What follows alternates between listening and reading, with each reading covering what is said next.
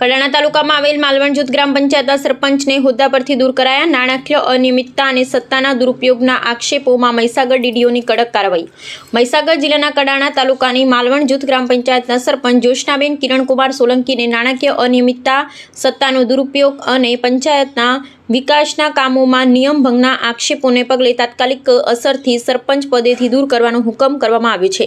માલવણ જૂથ ગ્રામ પંચાયતના સરપંચ વિરુદ્ધ થયેલી ફરિયાદો કડાણા તાલુકા વિકાસ અધિકારીના તપાસ અહેવાલ તથા નિયુક્ત તપાસ સમિતિના અહેવાલને આધારે મહીસાગર જિલ્લા વિકાસ અધિકારી યુવરાજ સિદ્ધાર્થ ગુજરાત પંચાયત અધિનિયમ હેઠળ મળેલી સત્તાનો ઉપયોગ કરી આ કાર્યવાહી કરી હોવાનું જાણવા મળ્યું છે.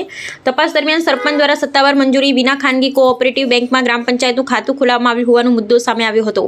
ઉપરાંત પંચાયતને મળતી વિવિધ ગ્રાન્ટમાંથી સીસી રોડ તથા વોટર વર્કર્સ સહિતના વિકાસ કામોમાં જરૂરી ટેકનિકલ અને વહીવટી મંજૂરી મેળવ્યા વિના નાણાંનો ખર્ચ કરવામાં આવ્યો હોવાનો આક્ષેપ પણ તપાસમાં સામે આવ્યા છે.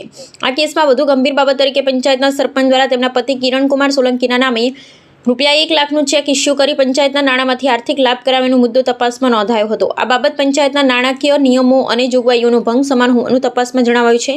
સરપંચ દ્વારા રજૂ કરવામાં આવેલા ખુલાસાઓ તથા બચાવ રજૂઆતોની તપાસ બાદ તે સંતોષકારક ન જણાતા જિલ્લા વિકાસ અધિકારી દ્વારા સરપંચને હોદ્દા પરથી દૂર કરવાનો હુકમ કરવામાં આવ્યો છે. તત્કાલીન તલાટી સામે પણ કાર્યવાહી ઉલ્લેખનીય છે. આ જ તપાસના પ્રકરણના સંદર્ભમાં માલવણ ગ્રામ પંચાયતના તત્કાલીન તલાટી કમ મંત્રીને પણ કારણદર્શક નોટિસ આપવામાં આવી હતી. તેમનો ખુલાસો માન્ય ન રાખવામાં આવતા જિલ્લા વિકાસ અધિકારી દ્વારા તેમને ફરજ પરથી સસ્પેન્ડ કરવાનો હુકમ કરવામાં આવ્યો હોવાનું પણ જાણવા મળે છે. ફોજદારી કાર્યવાહી અને નાણાં વસૂલવાની માંગ. માલવણ ગામમાં ચર્ચાઈ રહેલા આક્ષેપો મુજબ સરપંચ પતિ અને તે સમયના તલાટી કમ મંત્રીની કથિત મિલીભગતથી વિકાસ કામો તથા નાણાકીય વ્યવહારોમાં ગેરરીતિ થઈ હોવાની ચર્ચા છે. જોકે આ અંગે સત્તાવાર રીતે વધુ તપાસ જરૂરી છે. સમગ્ર મામલે કથિત નાણાકીય ગેરરીતિની ઊંડાણપૂર્વક તપાસ કરી જવાબદાર લોકો સામે ફોજદારી કાર્યવાહી હાથ ધરવામાં આવે તેમજ પંચાયતના નાણાંનો ગેરવહીવટ થયો હોય તો તે રકમ જવાબદારો પાસેથી વસૂલ કરવામાં આવે તેવી સ્થાનિક સ્તરે માંગ ઉઠી છે. આ કાર્યવાહીથી ગ્રામ પંચાયતના વહીવટમાં નિયમોનું પાલન અને જાહેર નાણાંની જવાબદારી અંગે ગંભીર સંદેશ ગયો છે.